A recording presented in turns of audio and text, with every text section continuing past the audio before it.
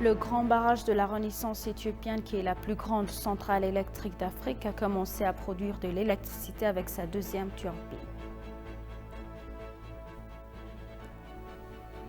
L'ambassadeur d'Éthiopie aux États-Unis, Selashie Bekkala, a eu des conversations productives avec le membre du Congrès américain.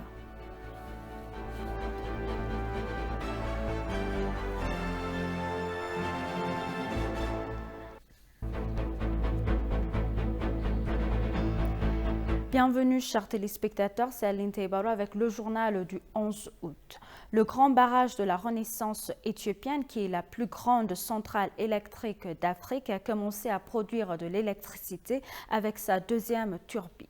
La deuxième turbine a commencé à produire de l'électricité aujourd'hui lors d'un événement auquel ont participé divers responsables gouvernementaux, dont le Premier ministre Abiy Ahmed, dans le district du Benshangul Gumuz. Parmi les 13 turbines du grand barrage de la Renaissance éthiopienne, la deuxième turbine, appelée Unit 9, a été installée et testée avec succès.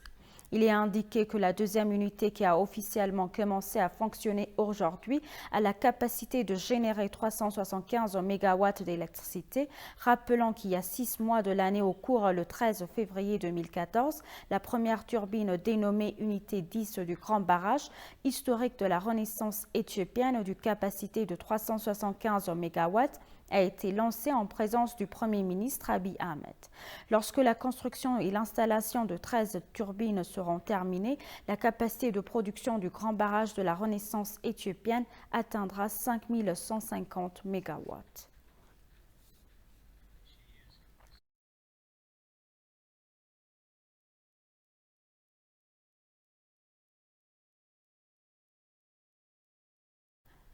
L'ambassadeur d'Éthiopie aux États-Unis, Selashie Bekkala, a eu des conversations productives avec les membres du Congrès américain et président du Comité des relations étrangères de la Chambre des États-Unis, Gregory Meekes. L'ambassadeur Selashie a informé le président Meekes d'un progrès et des défis concernant l'aide humanitaire pour les zones touchées par les conflits et les catastrophes naturelles, la consolidation de la paix et les progrès du secteur économique, entre autres.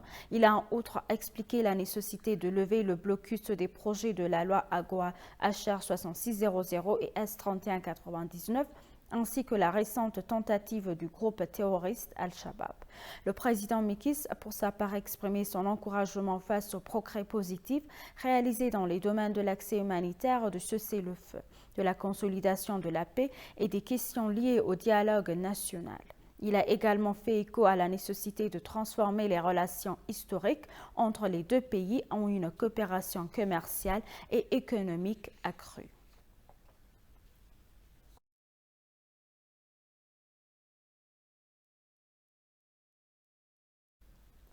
La ministre des Femmes et des Affaires sociales, Ergogé Tesfaye, s'est entretenue avec le ministre de la Justice sociale et l'autonomisation de l'Inde, Virendra Kumar, à New Delhi, en Inde. Ergogé a salué le soutien du gouvernement indien au système éducatif éthiopien et toutes les possibilités de bourses d'études continues offertes aux étudiants éthiopiens. Elle a également exprimé sa gratitude envers le soutien du gouvernement indien dans la fourniture de vaccins avec l'Éthiopie et à d'autres pays africains pendant la période difficile de la pandémie de Covid. La ministre de la Justice sociale et l'autonomisation de l'Inde, Virendra Kumar, a pour sa part apprécié les diverses coopérations et collaborations établies jusqu'à présent entre l'Inde et l'Éthiopie. Virendra a salué les politiques du gouvernement éthiopien en matière de genre et a apprécié le nombre croissant de femmes dans les parlements et le cabinet éthiopien.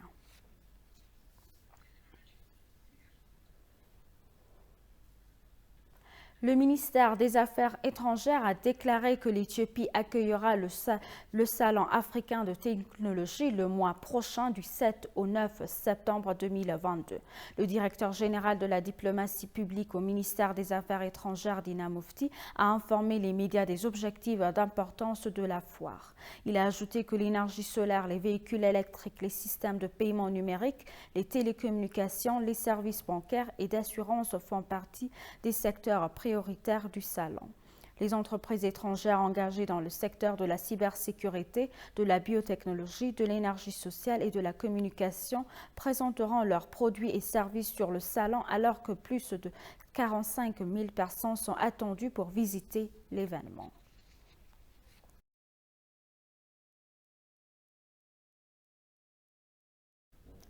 Un accord de subvention et de prêt de 165,2 millions de dollars a été signé entre le gouvernement éthiopien et la Banque mondiale lors d'une cérémonie en ligne pour la mise en œuvre d'un programme de gestion durable des terres qui réduit la dégradation des terres et améliorera la productivité.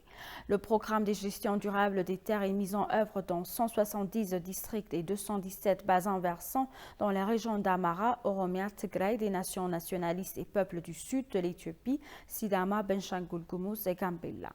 Le programme bénéficiera à 4 millions de personnes, dont 789 000 familles, en mettant en place des activités de gestion durable des terres cohérentes et favorables et en promouvant des pratiques et des systèmes efficaces de conservation et d'utilisation des ressources naturelles.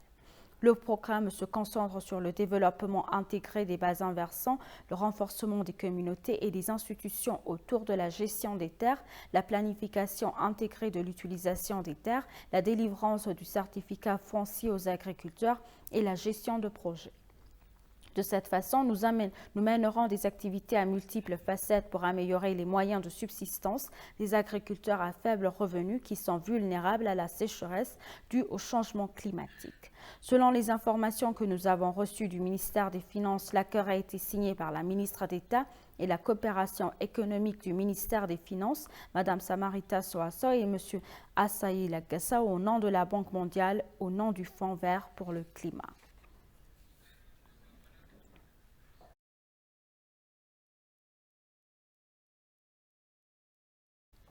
Un chercheur en économie, Asma Ellamou, dans une interview exclusive avec ABC anglais, a déclaré que le gouvernement travaillait de manière dure, exhaustive pour construire une Éthiopie prospère en affrontant divers défis au pays et à l'étranger. Il a révélé que l'économie éthiopienne a enregistré une décennie de croissance rapide et stable. Le comité macroéconomique a passé en revue les principales performances économiques de l'année et a fixé les orientations pour l'année budgétaire à venir en présence du Premier ministre Abiy Ahmed. Compte tenu de cela, un économiste réputé, Asma Ellamou, a également mis le fait sur le terrain que l'Éthiopie a enregistré de meilleures performances dans la plupart des indicateurs macroéconomiques de l'exercice budgétaire éthiopien qui vient de s'achever. Le chercheur en économie a par ailleurs proclamé que la mesure visant à enregistrer des meilleures performances dans tous les secteurs reprendrait en prolongeant ce bon début. Il a révélé qu'en ce qui concerne le commerce d'exportation du pays, il y a eu un résultat remarquable en défiant toutes les chances comme le Covid-19, la sécheresse, la pression extérieure et le conflit interne. La réforme macroéconomique menée par le Premier ministre s'engage également dans un programme de réforme des investissements pour enrichir le flux de devises étrangères dans le pays, selon le chercheur.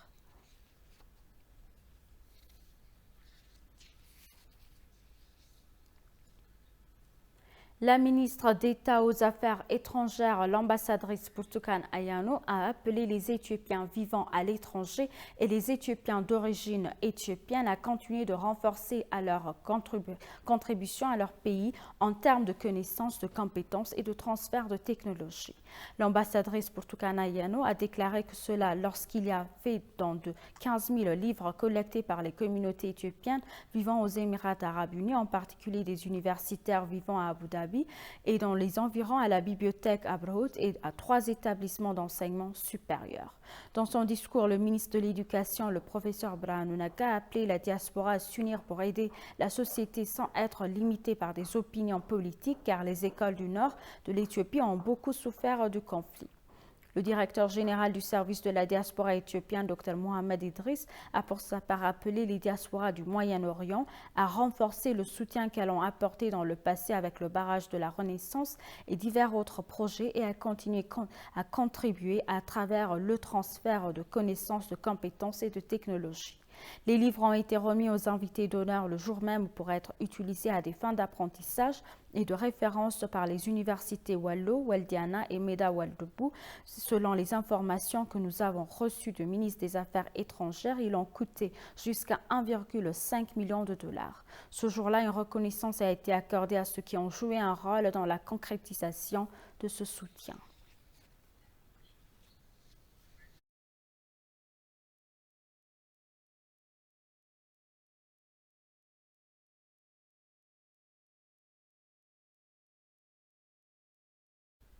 Et pour conclure le journal, les élections générales ont eu lieu au Kenya le 9 août 2022. Les électeurs ont élu le président, les membres de l'Assemblée nationale et du Sénat, les gouverneurs de comté et les membres de 47 assemblées du comté du Kenya. Le 9 août, les Kenyans se sont rendus aux urnes et les résultats préliminaires de l'élection présidentielle au Kenya ont montré une course serrée entre les deux principaux candidats en lice pour remplacer le président sortant Uhuru Kenyatta. Les citoyens priant pour que l'annonce d'un vainqueur ne déchaîne pas la violence comme par le passé. L'élection de mardi est un test important pour la stabilité dans la région de l'Afrique de l'Est, où 2 des 3 dernières élections ont conduit à des effusions de sang et à des déférents sur des accusations de trucage. Les élections de mardi ont été en grande partie pacifiques, bien que la police ait déclaré qu'elle poursuivait un législateur qui a battu l'assistance d'un rival devant un bureau de veto. Les favoris présidentiels le vice-président William Ruto et le chef de l'opposition vétéran Raila Odinga sont dans une course serrée selon les résultats compilés par les médias kenyans. On a appris que dans 7 jours, la proclamation des résultats sera vérifiée auprès du grand public.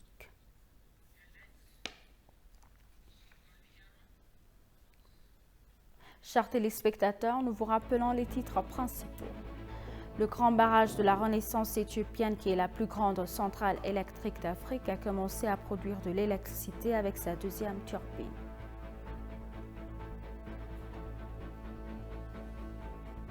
L'ambassadeur d'Éthiopie aux États-Unis, Silashie Bekele, a eu une conversation productive avec les membres du Congrès américain. Merci, chers téléspectateurs. C'est la fin du journal. C'était Aline Taibaro avec le journal. Restez avec nous avec le reste des programmes. Bonne journée.